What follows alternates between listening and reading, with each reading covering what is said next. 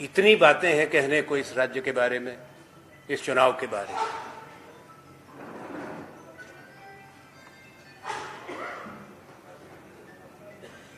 ये एक बड़ा राज्य है भारत का,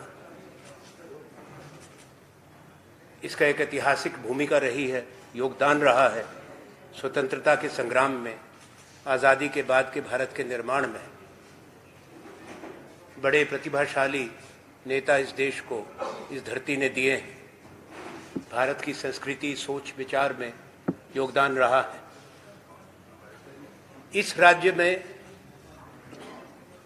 मुझे दुख लगा ये हर किसी से सुनकर कि इतना व्यापक भ्रष्टाचार और घोटाले, कोई क्षेत्र नहीं छोड़ा, कोई भी, कोई व्यापक घोटाला, कोई नर्सिंग घोटाला, कोई पटवारी की भर्ती का घोटाला, यहां तक कि भगवान को भी नहीं छोड़ा। महाकाल का नाम तो लेते हैं हम सब श्रद्धा से, वहां भी और मुख्यमंत्री जी लंबे समय से हैं, शिवराज सिंह चौहान जी 3 बार तो मुख्यमंत्री रहे, चौथी बार चोरी से सरकार बनाई है, बेईमानी से। और ये सब के सब लोग अपने आप को प्रस्तुत करते हैं भारत के धर्म और संस्कृति के रक्षक के रूप में। प्रधानमंत्री जी देश के सबसे बड़े पद पर हैं, आज 13वीं बार आ रहे हैं, 13 बार उनका अधिकार है, 26 बार भी आए। इतना कहूंगा कोई असर नहीं होने वाला लगता। जहां तक मेरी फीडबैक है, जो मैंने लोगों से खुद बात की है, अपनी पार्टी के सहयोगियों से, दूसरे लोगों से, अब समझ में आया कि क्यों इतनी बार आ रहे हैं और बौखलाहट और घबराहट क्यों है। प्रधानमंत्री भी बौखलाए हुए, कांग्रेस पर निशाना तो निरंतर लगाते रहे हैं अपने चिर परिचित अंदाज के अंदर। कभी अपेक्षा नहीं करते कोई मीठी बात की, पर ये बौखलाहट इसलिए है कि उनको मालूम है कि इस बार चुनाव हार गए, इसीलिए 3-3 मंत्री भी भेज दिए केंद्र से। अगर वो तीनों हार गए तब बेहतर होगा माननीय प्रधानमंत्री जी मध्य प्रदेश की धरती पर कुछ बातों का स्पष्टीकरण देके जाएं। उनकी चुप्पी का क्या अर्थ होगा, या आपके माध्यम से मध्य प्रदेश की जनता, मतदाताओं तक हम कहना चाहते हैं। अगर प्रधानमंत्री गंभीर आरोपों पर चुप रहे, अगर अपने मंत्री परिषद के जो सदस्य के बारे में, तोमर जी के तथ्य क्या हैं, पर प्रधानमंत्री चुप नहीं रह सकते। संवैधानिक पद पर आसीन, चाहे उनके केंद्र के मंत्री हैं या उनके मुख्यमंत्री, अगर बातें जनता के समक्ष आई हैं, आरोप लगे हैं, तो उस पर माननीय प्रधानमंत्री जी क्या कहना चाहते हैं। इससे पहले कि मैं मध्य प्रदेश पर आऊं, प्रधानमंत्री जी की निगरानी के अंदर देश के अंदर जो संवैधानिक व्यवस्था थी, उस पर निरंतर चोट हो रही है। कोई संस्था बची नहीं और कोई संस्था है नहीं जिनको कानून ने कोई अधिकार दिए हैं, जिनका भरपूर दुरुपयोग विरोधियों पर निशाना बनाने के लिए है। चाहे ईडी है, इनकम टैक्स है, सीबीआई है, एसएफआईओ है। सुना आपके यहां आज भी छापे पड़े हैं। कभी एक पत्रकार ने यही बताया जैसे मैं पहुंचा। पढ़ेंगे, अभी और पढ़ेंगे। और वही लोग अगर जिनके यहाँ छापे पड़ते हैं, अगर वहां पे थोड़ा सा नजराना दे दें तो छापे बंद हो जाते हैं। जिन पर आरोप लगे देश के अंदर, सूची निकालें आप। स्वयं माननीय प्रधानमंत्री जी, अमित शाह जी, बीजेपी के अध्यक्ष जी, नामजद करके जिनको, चाहे वो महाराष्ट्र में हो, चाहे वो बंगाल में हो, चाहे देश के अन्य हिस्सों के अंदर हो, जिनको स्वयं उन्होंने नामजद किया, जिन पर आरोप लगाए, उनके तरफ आए नहीं तो गंगा नहा के आ गए। ने सुना है कि जो बड़े पैमाने पर कपड़ा धुलने का इंतजाम होता है उसको लॉन्ड्रेट कहते हैं। ये पॉलिटिकल लॉन्ड्रेट तो, राजनीतिक लॉन्ड्रेट तो इन्होंने चला रखा है देश के अंदर। जो है हमारे साथ है तो ठीक है। सोचो, जिनको जेल में बिठाया था आज सब उनके साथ है। इस बात का, किसी बात का तो जवाब उनको देना होगा। स्वयं प्रचार से पहले हमको बुरा भला कह के कोई लाभ नहीं है। कांग्रेस के खून पर सवाल कर दिया, शोभा नहीं देता। हम ऐसी भाषा का, शैली का प्रयोग नहीं कर सकते। हमारी सोच और विचारधारा अलग है।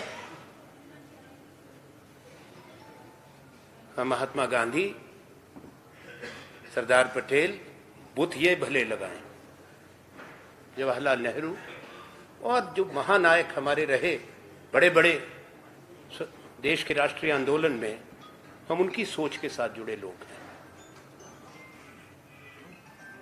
और ये अपमान किसी सोच विचारधारा का, कोई व्यक्ति विशेष का नहीं है।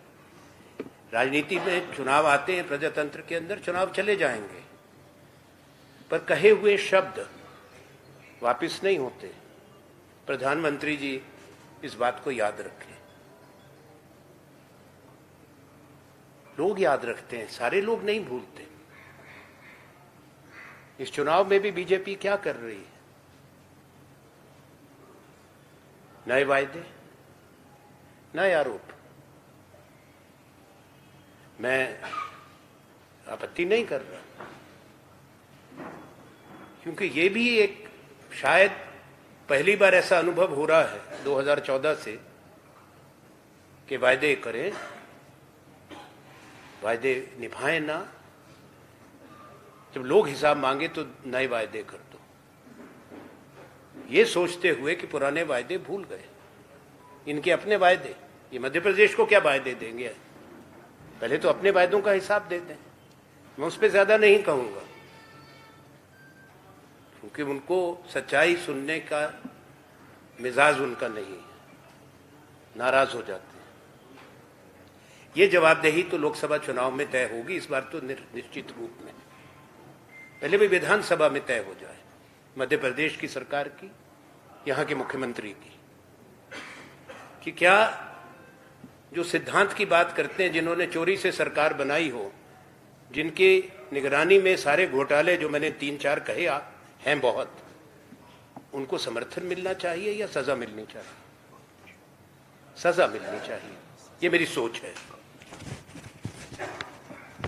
जितने मुझे आंकड़े दिए गए, रागिनी जी से भी बात हो रही थी, मिश्रा जी से भी, हमारे साथियों से, देखिए कृषि प्रधान राज्य है और कुपोषण में नंबर पहला। अच्छी बात है। क्यों है? प्रधानमंत्री जी कहते हैं कि हमने 5 साल के लिए और फ्री राशन देंगे। तो आप तो देश को कहां कहां ले जा रहे थे आगे। हंगर इंडेक्स में अंतर्राष्ट्रीय जो कितना नंबर है अपना, 111। तो स्वीकार कर लिया ना। किनकी सरकार चला रहे, पूंजीपतियों की या गरीबों की? क्यों ये हालात पैदा हुए कि खुद आप कहते हैं हमको 5 साल और, 9 साल तो हो गए आपको, कहां ले गए देश को? 5 साल और कुपोषण बढ़ गया, वोट मांग रहे। महिलाओं के खिलाफ अपराध में ये राज्य पहले नंबर पर। अच्छी बात नहीं है। वो मुख्यमंत्री जी को मामा कहते हैं। अरे मामा जी क्या करते हो बताओ। लाडली योजना ले आई तो 18 बरस के बाद की लाडली के साथ अपराध होगा, कुकर्म होंगे, किसी को सजा नहीं मिलेगी। और जो कहेगा भाई बात सुननी चाहिए ना। ये हमारे आंकड़े नहीं है, हम ये आरोप नहीं लगा रहे, हम निराधार नहीं है। नेशनल क्राइम ब्यूरो की रिपोर्ट पढ़ ले आप, सब आंकड़े हैं, सच्चाई है। ये जवाब हम अपना कर्तव्य समझते हैं कि ये प्रश्न उठाएं, ये जवाब इनसे मांगें, जनता इनसे हिसाब करेगी, ऐसी हमारी सोच है। उसके अलावा जो माताएं हैं जो बच्चों को जन्म देती हैं, मैटरनिटी मोर्टेलिटी रेट जो है उसमें भी पहले नंबर। एक शिक्षक स्कूल जो देश में है, एक शिक्षक बेचारे कितने बच्चों को पढ़ाएगा, उसमें भी पहला नंबर। स्वास्थ्य में, हेल्थ केयर में, स्वास्थ्य सेवाओं में 17वां नंबर। आदिवासियों के खिलाफ जो अपराध हो रहे हैं उसमें भी पहला नंबर। 4 लाख रुपए करोड़ का कर्जा है। निवेश कितना आया? मेरा आग्रह होगा यहाँ की सरकार से,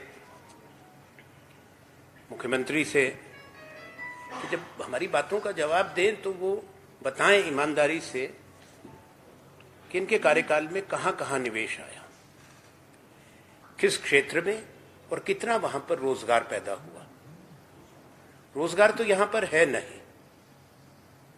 आंकड़े कहते हैं, सीएमआई का रात को लेटेस्ट डेटा मैंने देखा, 23.6% युवा बेरोजगारी है इस राज्य के अंदर। 39 लाख ने तो अपना नाम दर्ज कराया है, ये उससे बढ़ चुका है। निजी क्षेत्र में, प्राइवेट क्षेत्र में नौकरियां पैदा नहीं हुई हैं, घटी हैं। तो जो बड़े बड़े इन्होंने इन्वेस्टमेंट समिट करी थी उसका भी थोड़ा ब्यौरा दे दें। हर इन्वेस्टमेंट समिट में कई लाख करोड़ की घोषणा हुई थी, वो गया कहां? आया, मुझे तो लगता है आया नहीं। मैं इसको घोटाला नहीं कह रहा हूं। लोगों की आंख में धूल झोंकना और बड़े बड़े दावे करना, तो ये वही कर रहे हैं जो देश में हो रहा है। वहां पे भी बड़े दावे। अगर जो वहां भी कहा जाता है राष्ट्रीय परिप्रेक्ष्य में वो सब कुछ उपलब्धियां होती, तो जो मैंने तो अभी आपको एक ही क्षेत्र की बात कही है, वो तो फिर शायद वो परिस्थिति ना बनती। सोचिए कि अगर कांग्रेस की सोच ने से जो मनरेगा लाए थे,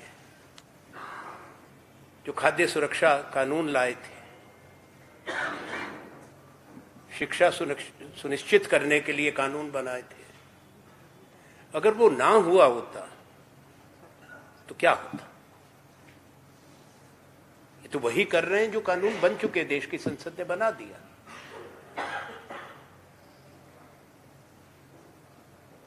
जहां तक राज्य के कर्जे की बात है, मैंने जिक्र कर दिया, पर राज्य देश से अलग थोड़े है। देश की भी वही हालत है। 2014 की, ये हमारे समय की बहुत बात करते हैं मोदी जी ने। हम छोड़ के गए थे उस वक्त डेट टू जीडीपी रेशो जिसको कहते हैं, देश का जो कर्जा था वो 58 लाख करोड़ था। ये सच्ची बात है। वो 174% बढ़ गया, 156 करोड़ बन चुका है। उससे ज्यादा होगा। पिछले साल के आखिर का जो आंकड़ा केंद्र की सरकार ने संसद को दिया है, जीडीपी की बात करते हैं, उस पर भी वही बात है। डॉक्टर मनमोहन सिंह जी प्रधानमंत्री थे, अर्थशास्त्री थे, समझते थे अर्थव्यवस्था कैसे संभालनी चाहिए। जब उन्होंने कार्यभार संभाला था, अटल बिहारी वाजपेयी जी, जिनका हम आदर करते हैं, हमेशा किया है, तो भारत की जीडीपी $500 बिलियन भी नहीं थी, 480 के आसपास थी। जब कांग्रेस यूपीए की सरकार ने अपना कार्यकाल खत्म किया तो $2 ट्रिलियन की भारत की इकोनॉमी छोड़ के गए। आज 3.3 ट्रिलियन डॉलर की इकोनॉमी है।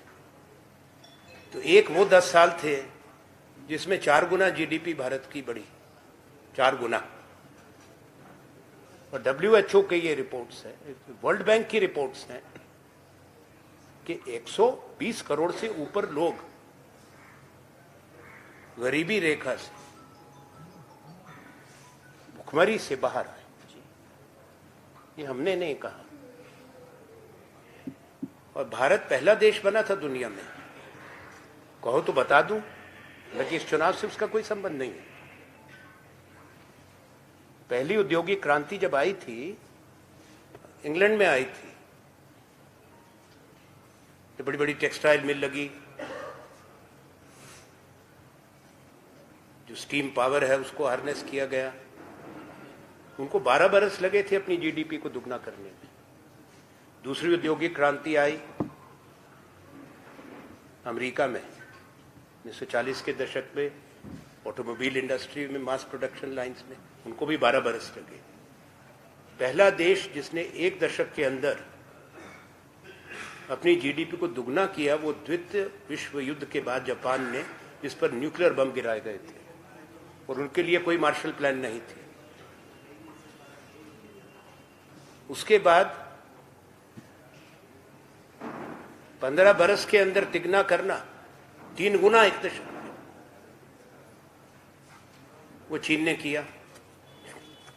और एक दशक में 4 गुना अगर किसी देश ने पहली औद्योगिक क्रांति से लेकर आज तक की तारीख में किया, वो कांग्रेस के, यूपीए के 10 साल में माननीय प्रधानमंत्री डॉक्टर मनमोहन सिंह जी की सरकार ने किया। ये वास्तविकता है। मेरी खुली चुनौती है प्रधानमंत्री जी को और साथ में उनके जितने भी होनहार मंत्री हैं, वित्त मंत्री जी हैं, आदर के साथ कह रहा हूं, तथ्य तो सच बोलते हैं। इतिहास तो आप जो मर्जी उस पर पत्थर फेंकते रहें, पर ये तथ्य है। ये तो हमारे देश में नहीं, पूरे विश्व को मालूम है। तो इसलिए कड़वा बोलना थोड़ा बंद कर दें। समय होता है, हमारे पे तो बोल दिया जितना बुरा बोलना था। 9 साल हो गए, 10वां साल चल रहा है, अब थोड़ा अपना भी थोड़ा ब्यौरा दे दें। बाकी लोकसभा की बात हम लोकसभा में करेंगे।